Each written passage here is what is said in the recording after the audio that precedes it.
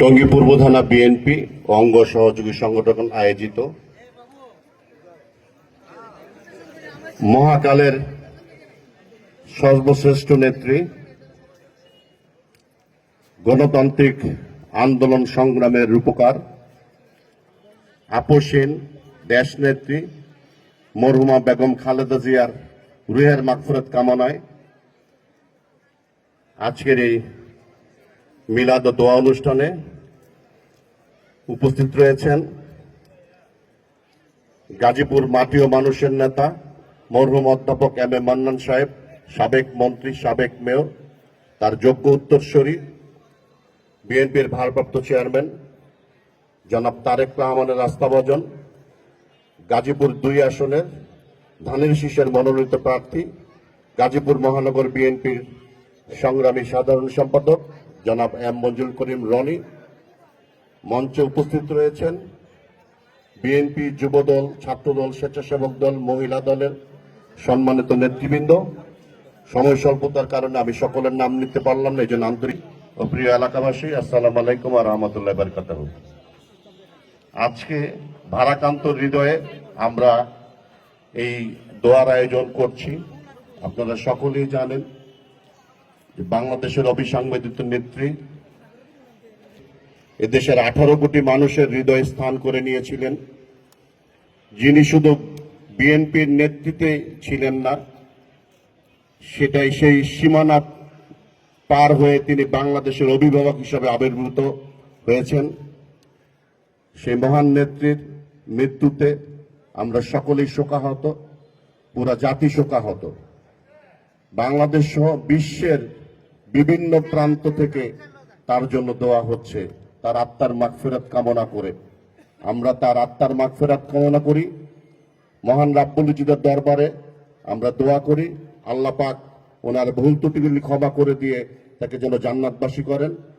সেই সাথে তার স্বামী স্বাধীনতার ঘোষক শহীদ রাষ্ট্রপতি জিয়া রহমানকে যেন আল্লাহ পাক জান্নাতুল ফেরদৌস নসিব করেন।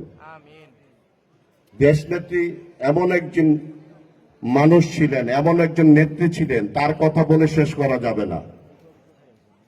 তিনি কি বলবো, ভাষা খুঁজে পাই না তার ব্যাপারে কথা বলতে গেলে।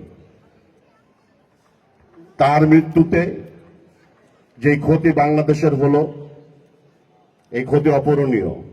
তার এই শোককে আমরা আশা করি শক্তিতে পরিণত করে বিএনপির ভারপ্রাপ্ত চেয়ারম্যান জনাব তারেক রহমানের নেতৃত্বে আমরা এগিয়ে যাব, বাংলাদেশ এগিয়ে যাবে। তিনি একজন গৃহবধূ থেকে রাজনীতিতে এসেছিলেন। তিনি সাবেক সেনাপ্রধান, সাবেক রাষ্ট্রপতির সহধর্মিণী ছিলেন। তিনি ঘর থেকে বের হয়ে এই স্বৈরাচার বিরোধী আন্দোলনে তিনি নেতৃত্ব দিয়েছেন। বাংলাদেশকে জনগণের ভোটের অধিকার ফিরিয়ে দেওয়ার জন্য তিনি আপসহীন নেতৃত্ব দিয়ে এদেশের মানুষকে তার ভোটের অধিকার ফিরিয়ে দিয়েছেন বারবার। এই স্বৈরাচার শেখ হাসিনার বিরুদ্ধে তিনি কোনোদিন একটি খারাপ কথা বলেননি, তার মুখ দিয়ে একটি খারাপ ভাষা কোনোদিন বেরেনি। এত অত্যাচার নির্যাতন করা হয়েছে তাকে, তার ছেলেকে তিনি হারিয়েছেন। তাকে বৃদ্ধ বয়সে জেলখানায় থাকতে হয়েছে, মৃত্যুর সাথে পাঞ্জা লড়ে শেষ পর্যন্ত তিনি চিরবিদায় নিয়েছেন। তারপরেও কিন্তু তিনি কোনোদিন একটি খারাপ শব্দ ব্যবহার করেননি। এর থেকেই প্রমাণ হয় তিনি কত বড় মাপের মানুষ ছিলেন।